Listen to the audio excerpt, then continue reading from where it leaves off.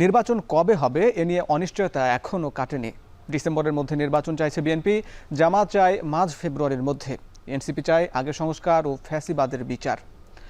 তবে অন্তর্বর্তী সরকার ডিসেম্বর থেকে আগামী বছরের জুনের মধ্যে নির্বাচন দেওয়ার কথা বলছে।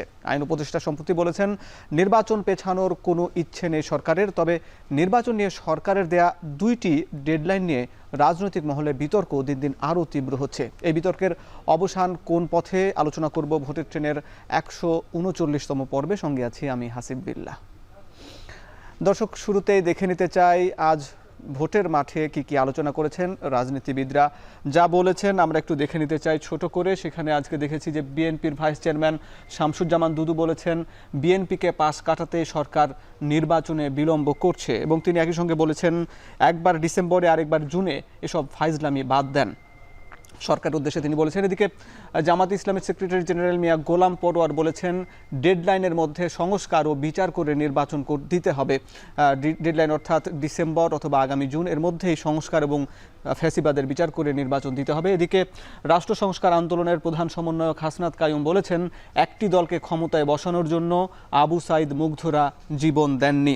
তিনি বলেছেন যে গণঅভ্যুত্থানের মৌলিক আকাঙ্ক্ষা ছিল রাষ্ট্র কাঠামো সংস্কার। এদিকে ফরহাদ মজহার, যিনি চিন্তক ও কবি, তিনি বলেছেন, বিদ্যমান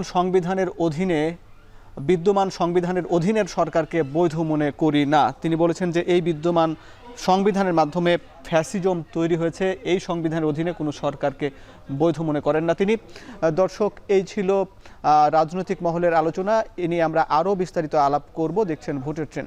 ভোটের ট্রেনে আজ আলোচনায় যুক্ত আছেন ঢাকা বিশ্ববিদ্যালয়ের আইন বিভাগের সাবেক শিক্ষক ও রাজনৈতিক বিশ্লেষক ডক্টর মোহাম্মদ মাইমুল আহসান খান। স্যার, আপনাকে স্বাগত জানাচ্ছি এখন টিভির নিয়মিত আয়োজন ভোটের ট্রেনে।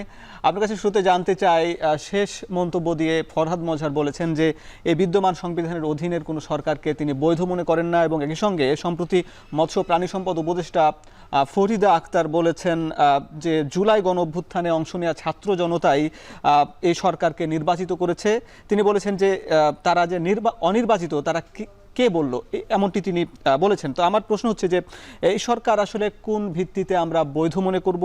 আপনি আইনজ্ঞ, এবং একসঙ্গে এই সরকারের ম্যান্ডেট কি, সরকারের ক্ষমতায় থাকা না থাকা নিয়ে আলোচনা চলছে, কতদিন এই সরকার ক্ষমতায় থাকতে পারে? আপনার মতামত শুনতে চাই স্যার।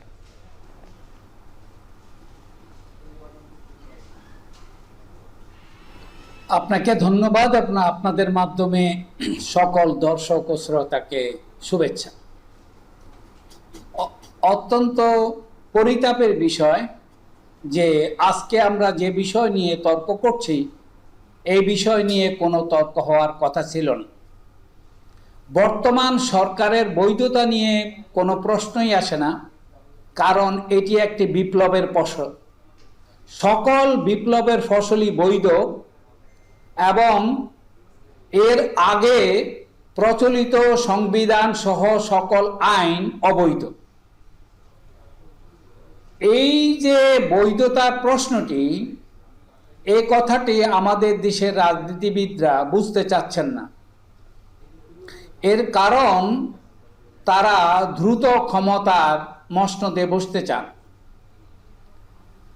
এই যে আমাদের 53 বছরের রাজনৈতিক ইতিহাস, এই ইতিহাসের মধ্যে আমরা সরকার প্রধান ও রাষ্ট্রপ্রধানকে ক্ষমতাচ্যুত করেছি, বা অবৈধতা দান করেছি, বা বিদায় করেছি অত্যন্ত হিংস্রতার সাথে, অথবা বৈপ্লবিক গণ অভ্যুত্থানের মাধ্যমে।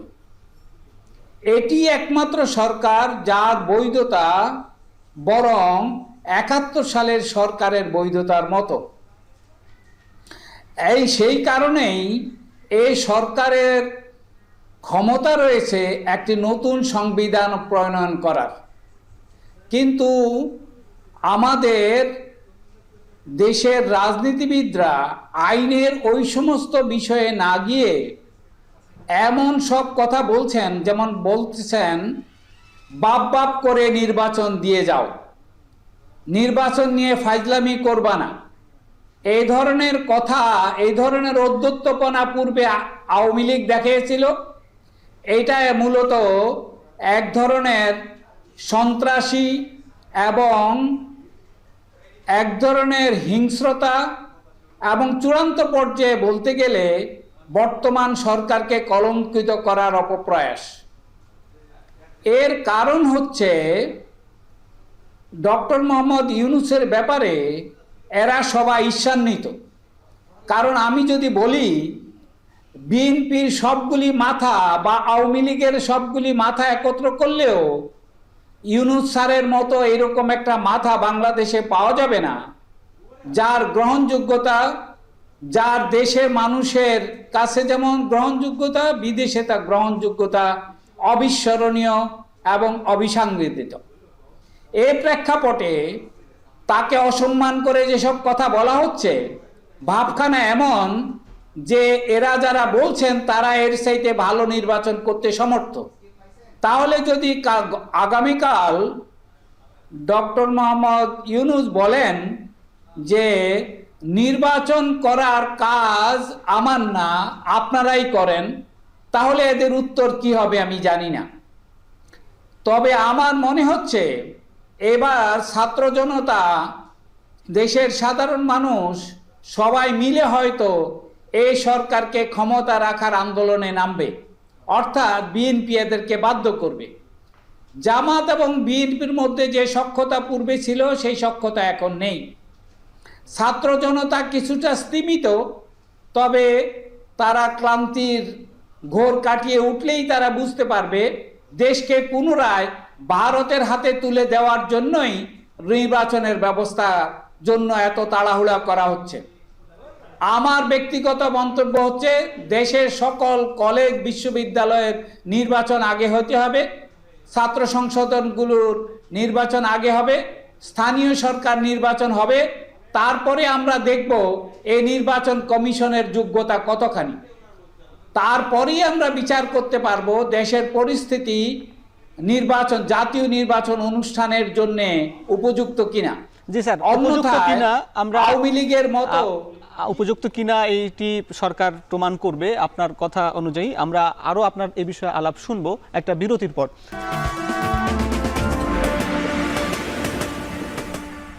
বিরতির পর স্বাগত। দেখছেন ভোটের ট্রেন, আলোচনা করছি।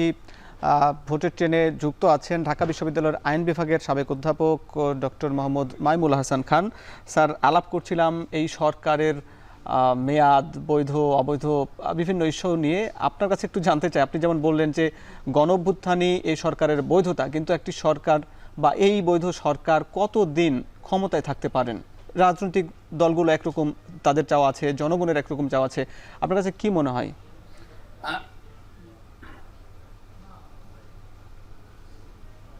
আপনাকে আবারও ধন্যবাদ। মূলত বৈধতার প্রশ্নটি অবান্তর। এটি গণ অভ্যুত্থান নয়, পুরোপুরি একটি বিপ্লবের মাধ্যমে একটি অনির্বাচিত অবৈধ সরকারকে অপসারণ করা হয়েছে। কাজেই এই সরকারের বৈধতা প্রশ্নাতীতভাবে প্রমাণিত। এখন প্রশ্ন হচ্ছে এই সরকার এখন কি করবে, কি করা উচিত। এই সরকার এখন কোনো অবস্থাতেই জাতীয় সংসদ নির্বাচনে যেতে পারে না। এই সরকার যেতে পারে এখন সকল স্থানীয় সরকার নির্বাচন, সকল কলেজ এবং বিশ্ববিদ্যালয়ের সংসদ নির্বাচন এবং দেশের যে সমস্ত সাংবিধানিক প্রতিষ্ঠান রয়েছে সেগুলোকে কার্যকর করা, দেশকে ভারতের আগ্রাসন থেকে মুক্ত করার সকল ব্যবস্থা গ্রহণ করা। আমাদের দেশের রাজনৈতিক দলগুলো আসলে কোনো রাজনৈতিক প্রতিষ্ঠান নয়, এরা হচ্ছে এক ধরনের ভুঁইফোড় এবং সম্পূর্ণরূপে শোষক শ্রেণীর অংশ। এরা মানুষকে শোষণ নির্যাতন করার জন্যই বসে থাকে, সুযোগ পেলেই এরা সন্ত্রাসী হয়ে, ফ্যাসিবাদী হয়ে আমাদেরকে ঘাড় মোটকে খায়। আমি দৃঢ়তার সঙ্গে বলছি যে আমাদের দেশের প্রত্যেকটি দলে সন্ত্রাসী গোষ্ঠী রয়েছে, ফ্যাসিবাদী শক্তি কাজ করতেছে। কাজী এই ফ্যাসিবাদী শক্তিরা কি দাবি করলো আর করলো না, যাদের ভাষা থেকে বোঝা যাবে যে তারা মূলত ফ্যাসিবাদকে লালন করতে চায়, ভারতের আধিপত্যকে আবার পুনরায় ফিরিয়ে আনতে চায়, তাদের বিরুদ্ধে জনগণকে, ছাত্র জনতাকে ঐক্যবদ্ধ হয়ে এই ইউনূস সরকারকে বৈধতাকে আরও শক্তিশালী করতে হবে। এই মুহূর্তে দরকার রেফারেন্ডাম, একটি রেফারেন্ডাম দিয়ে দেখা দরকার যে ডক্টর মোহাম্মদ ইউনূসকে আমরা কতদিনের জন্য বৈধতা দেব। এই রেফারেন্ডাম ছাড়া এই সমস্যা সংবিধান হবে না। আমাদেরকে মনে রাখতে হবে আমরা ক্রান্তিকাল পার করছি, জাতীয় জীবনের একটি বড় ক্রান্তিকালে আমরা আছি। বিপ্লব আমাদের সমাপ্ত হবে কিনা, সার্থক হবে কিনা, সেটাই এখন বড় প্রশ্ন। গণ অভ্যুত্থান সার্থক হয়েছে, বিপ্লব চলমান রয়েছে। এই বিপ্লবকে শক্তিশালী করতে হবে এবং চূড়ান্ত পর্যায়ে নিয়ে যাওয়ার জন্য জাতীয় সংসদ নির্বাচন যত পরে সম্ভব করা যেতে পারে, এতে কোনো সমস্যা নাই। মূল সমস্যা হচ্ছে দেশকে অস্থিতিশীল করার জন্য দেশের ভিতরে এবং বাইরের শক্তিসমূহকে অত্যন্ত কঠোর হস্তে দমন করতে হবে। জনতাকে ঐক্যবদ্ধ হয়ে এদের বিরুদ্ধে লড়তে হবে। অর্থাৎ আমাদের সামনে আরও একটি বিপ্লবের নিশানা দেখা যাচ্ছে। গণ অভ্যুত্থান হয়তো আবারও দেখা দেবে এই সমস্ত ভুইফোড় রাজনৈতিক অপশক্তির বিরুদ্ধে। জি ধন্যবাদ। দর্শক দেখছেন ভোটের ট্রেন। স্যার, আপনি যেমনটি বলছেন যে এই যে রাজনৈতিক দলগুলো যদি আবারও এটার বিরুদ্ধে, গণ অভ্যুত্থানে তো রাজনৈতিক দলগুলো অংশ নিয়েছিল বলেই এই গণ অভ্যুত্থানটা হয়েছিল, সকল শ্রেণী পেশার মানুষ অংশ নিয়েছিল। আবার যদি রাজনৈতিক দল মুখ ফিরিয়ে নেয় তাহলে তো এই সরকার আবার বিপদে পড়তে পারে কিনা?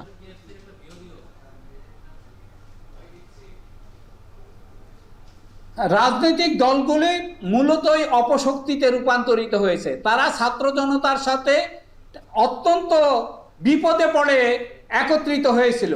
তাদের ওই ধরনের নেতৃত্ব দানকারী ক্ষমতাও ছিল না, ইচ্ছাও ছিল না, এর অসংখ্য প্রমাণ রয়েছে। কাজেই ছাত্র জনতার কাতারে তাদেরকে আসতে হলে তাদেরকে অত্যাচারিত গোষ্ঠী থেকে বেরিয়ে এসে মজলুম জনতার পাশে এসে দাঁড়াতে হবে। আর সেই জন্য ডক্টর মোহাম্মদ ইউনূসই আমাদের এখন একমাত্র উপায় এবং সম্ভব।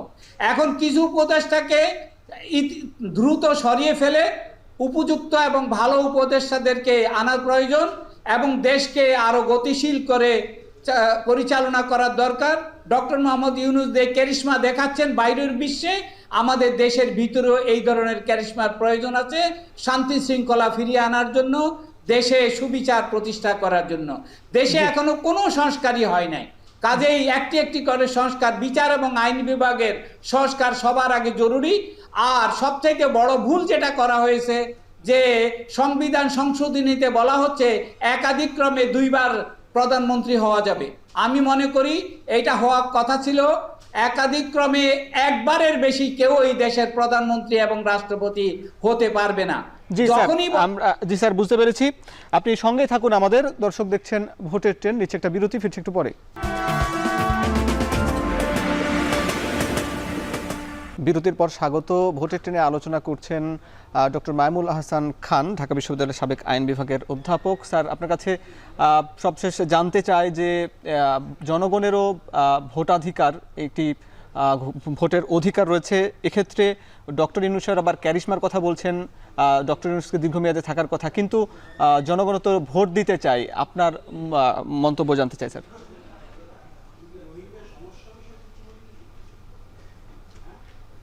জনগণকে এমন একটা ভুতুড়ে ব্যাপার করে ফেলা হচ্ছে। আসলে নির্বাচন কত আগে বা নির্বাচন কত পরে সেটি কোনো বিষয় না।